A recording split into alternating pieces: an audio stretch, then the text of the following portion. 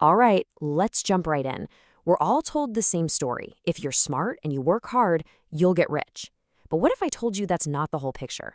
What if there's a single hidden personality trait that's actually the deciding factor? A trait you've probably been praised for your entire life. I mean, think about it. It's kind of a tough question, isn't it? We all know people who are brilliant, super reliable, the ones you can always count on, but they just seem to hit a financial wall. They get stuck. Why is that? And here's where it gets really weird. The very thing that society rewards you for in school and in your first few jobs, that thing quietly turns into a ball and chain later on. It actually starts to hold you back, capping your potential for real wealth. Does this profile look familiar? Getting good grades, always being called reliable and smart, your calendar is always full. These are all seen as good things, right? So many of us would look at this list and think, yeah, that's me. But this is the exact profile of the person who gets stuck. So let's really tear this apart. It's time to debunk what we're calling the smart person's paradox.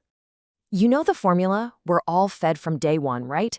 Be smart plus work hard, and boom, you'll be successful. It's simple, it feels right, and it turns out it's just fundamentally wrong. And here is the absolute key. The economy today doesn't just reward you for putting in the hours. It rewards specific patterns of behavior. Think of it this way. It's not about how hard you're rowing the boat, it's about which boat you're in and where you're pointing it. Okay, so we've set the stage. It's time to finally pull back the curtain and name this trait that's been hiding in plain sight this whole time. The trait is psychological overcompliance. And listen, this isn't just about being a people pleaser or being obedient. No. It's a much deeper, more ingrained way of thinking. So what does that actually mean? Well, it's the tendency to follow the rules too well. It's when you focus all your energy on winning the game as it's currently played instead of ever stopping to question the rules of the game itself. And this is the most important part. It's confusing being correct, getting the A+, with being valuable. They are not the same thing. So this leads us to this kind of wild idea. How can things we think of as good habits, things we've been rewarded for, actually be killing our ability to build wealth? Let's get into it. Think about how we're conditioned from the very beginning. In school, you get a gold star for coloring inside the lines and giving the teacher the answer they expect.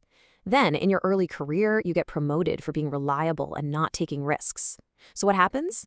Your brain learns this powerful but really dangerous lesson. The safest move is the smartest move. But here's the catch. Real wealth, like life-changing wealth, almost never comes from playing it safe. It comes from making what are called asymmetric decisions. These are bets where the potential upside is just massively, ridiculously bigger than the downside. And a brain that's been trained to seek safety will actively run away from those exact opportunities. You can literally hear the difference in the way people think. It's in their internal dialogue. The overcompliant thinker is asking, what's the correct way? What's the safest step? Meanwhile, the high earner is asking, wait, who even made this rule? And where's the leverage here? It's a complete shift from seeking permission to seeking opportunity. So this brings us to the tough part, right? It's time for a little honest self-reflection. Is it possible that you might be high in overcompliance? Let's just run through this checklist. Do you delay taking action until you feel 100% ready? Do you find yourself spending hours researching a pretty simple decision? Do you feel kind of guilty charging more for your work? Or do you get really uncomfortable if someone misunderstands you?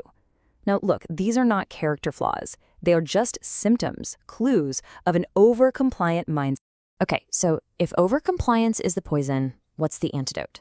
Well, it's got a pretty powerful name. Constraint, disrespect. Now hang on, this is not about being a reckless rebel, okay? This is an intelligent skill.